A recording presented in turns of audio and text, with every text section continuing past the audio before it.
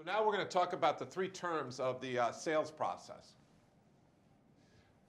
So the first term we're going to talk about is the short term. In this stage, the customer doesn't know that your company exists. They don't know that they have a problem, most likely. And thirdly, they don't know that there's a solution out there for it. So what you need to do in this period is you need to get to that customer and create awareness on all these levels. And that's hard. That's what we call missionary sales or demand generation. Later on, it's going to get easier, but at the beginning, it's a hard slog. And is it fair to say, Bill, that in this stage, you really want boots on the ground, so to speak? Yeah, that's usually what it is. You can't do this by just putting up a commercial or putting up an advertisement on their screen. Maybe some very clever commercials whet people's appetite, but at the end of the day, it's boots on the ground to talk to them. And all the way, by the way, your, quote, salespeople at this time are really what we call business development.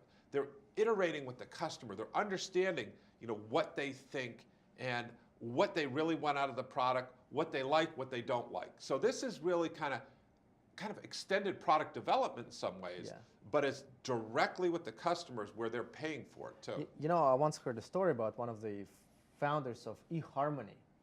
And that person just would go around the country to marriage counseling seminars. And he was just so passionate about how you could just get people to meet and find a happy marriage. And that's all he would do. And, to a lot of people, that explained a lot of the early success of eHarmony. Yeah. And in some sense, you can think of that as primary customer research. But here, you're also selling now. You're really in advocacy mode. You're shifting from inquiry to advocacy. Absolutely. And now you're trying to find out, will they pay? Will they pay? So you're selling. You're selling what you have. But you're understanding that you could change it a little bit. So to summarize the first term, it's going to be very expensive. It's going to be very expensive because we need to get salespeople out there, human beings, who are selling. And not only do we need to pay their salary, but we're going to have to pay commission. We're going to have to pay for planes, trains, and automobiles. We're going to need dinners, wining and dining and taking them to games, socializing, buying demo units, all these types of things because the product is just getting out into the marketplace. So this first term think of it as a year where you're going to have to really invest. So your costs of customer acquisition are going to be very high. You're going to have to pay a lot of people and you're not going to get a lot of sales.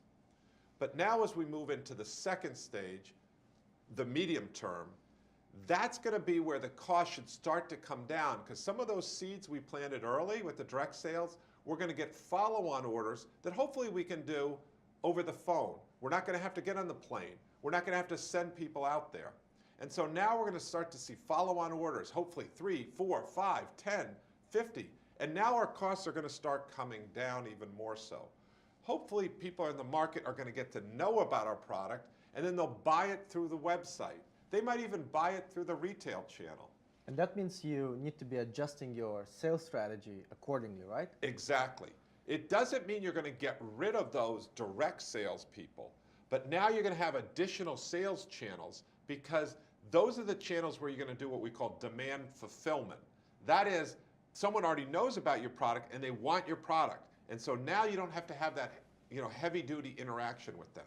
This is where word of mouth is starting to kick in. So this indirect channel, it's less costly for you.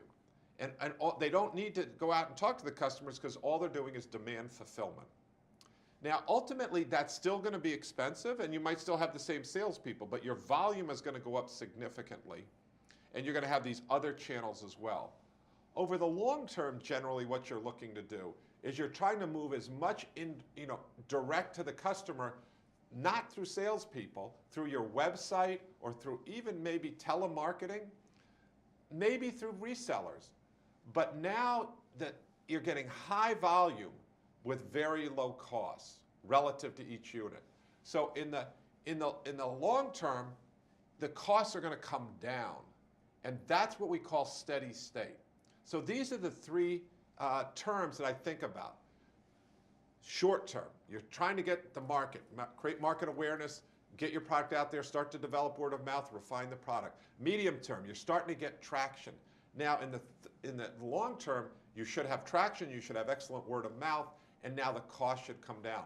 These three terms are what we're going to analyze cost of customer acquisition in. And it's important to first understand mapping the sales channel, how that's going to look.